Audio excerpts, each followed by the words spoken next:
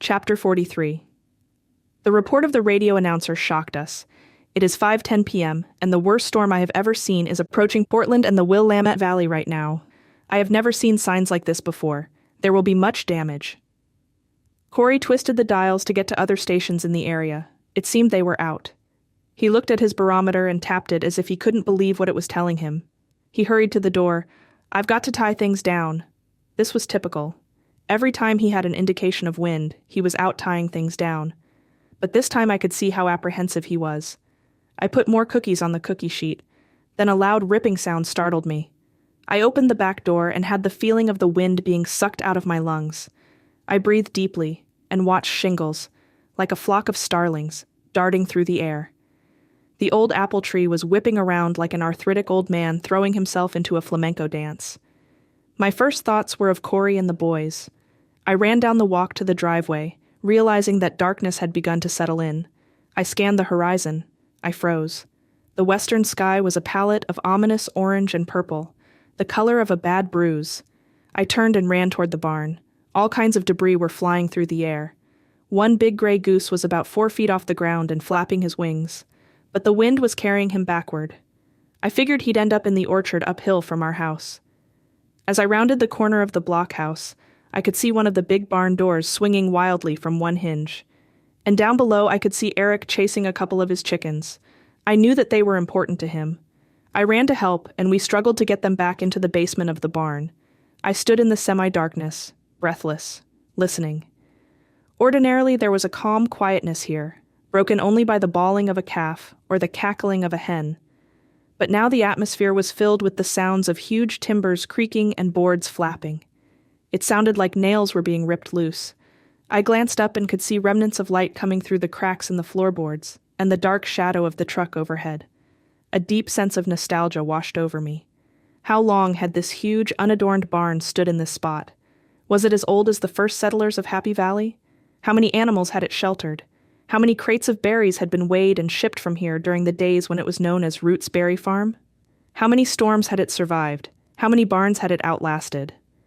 Why, just a few months earlier, Arlo's old barn had burned to the ground. As the roar continued, a terrible thought jarred my mind. Was this old barn becoming too old?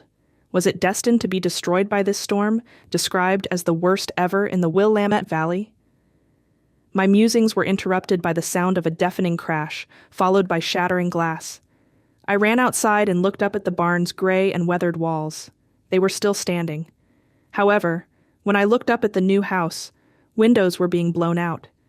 The back deck was being whipped up and down like an apron on a clothesline. Corey and Sig were trying to hang on to a corner of the deck. It looked so dangerous. I called out, trying to make my voice heard above the screeching wind. Corey yelled, "Go back to the house!"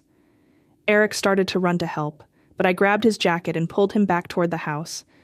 As we turned the corner near the blockhouse, I heard more loud ripping sounds behind us. I glanced back and froze again. It was one of the most incredible sights I had ever witnessed. Like something straight out of The Wizard of Oz, the entire barn was rising into the air, resembling a massive gray goose taking flight. Planks, shingles, tar paper, hay, debris of all kinds, spiraled in every direction. I stood spellbound as it soared up over Biastock's Filbert orchard, where it burst apart before crashing down in a million fragments and disappearing from view. Eric and I were almost at the house when I spotted the apple tree. It was now leaning at such an angle that its lower branches were sweeping the ground. Obviously, it would be uprooted. I called Eric to go and find a fence post for a prop. Off he went, but he didn't come back. Probably out watching Corey and Sig. He was resentful of the fact that he was still being treated as a boy, not a man. And he was missing his big sister, Freya, terribly. While I waited, I was distracted by pots of blueberry plants teetering on the top of the rockery in front of the house.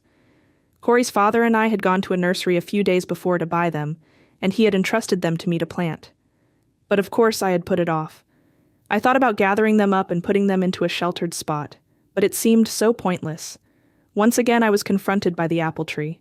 Suddenly it was as if I was seeing the ghost of the apple tree at Holgate that had been felled by a wood butcher. It seemed to be calling out to me for help. Rescue the perishing. I was fascinated, repelled. This apple tree was certainly not worth much. It had been planted too close to the house from the very beginning. After the addition to the house had been built, its branches had always scraped against the corner of the roof, scrubbing the paint off the rafters. And the apples were like dried prunes. We would have cut it down except that it provided shade. In the morning when we didn't particularly need it. In fact, if it blew down now, it would be good riddance. But I began to utter a prayer. But suddenly I was in a fury. It seemed that prayer didn't change things. That idea was just part of the myths spread about by self-righteous goody-goody churchgoers. Suddenly I was allowing my mind to admit the doubts I had suppressed for all the years since I had been saved. The seeds had been planted after Corey had joined me in church-going. We had been attracted to a downtown church by some of the folks that went to Calvary Baptist. We had loved the joyous services. But before long, the minister announced he had a call from an even bigger, richer church. We uttered a prayer. A new minister was called, and everyone loved him until his wife accused him of having an affair with his secretary, and he was run out of the church. We uttered a prayer. The minister induced a little flock, including us, to follow him, and we began to worship in a little abandoned church which we named Franklin Baptist. We had just got settled in when the minister up and left. He was used to pastoring a big church. We uttered another prayer, blah, blah, and another minister came, with Brucey the collie. We stayed and worked, dug out the basement, etc., until a special board meeting was called to deal with the possibility of having Tim, the converted bum, being accepted on the board. The particulars of that meeting were still a mystery to me. After that, we uttered more prayers, but had been unable to establish ourselves in a new church. We tried to make the effort. We had gone to the nearby Happy Valley Evangelical Church until we learned, to our disbelief, that even that church was going through a split. Suddenly my heart was filled with defiance. I will not utter another prayer, and we will not lose another apple tree. I did one of those senseless things one does in a state of shock. I ran and leaned against the trunk of the tree, using my body as a prop, trying to straighten it up. Almost immediately, I realized I was trapped. The full weight of the tree pinned me down, and no matter how I struggled, I couldn't free myself. Panic set in, and I began to scream. Eric appeared wide-eyed. "Get Daddy!" I shouted. Eric took off, screaming as he ran. Corey arrived moments later and tried to free me, using all his strength to shift the tree, but it wouldn't budge. Frustrated, he ran off, leaving me feeling like an eternity had passed before he returned with a fence post. With Sig and Eric's help, they managed to prop up the tree just enough to pull me free. "Now get in the house and keep the doors and windows shut," Corey ordered. "I've got to go see about the calves."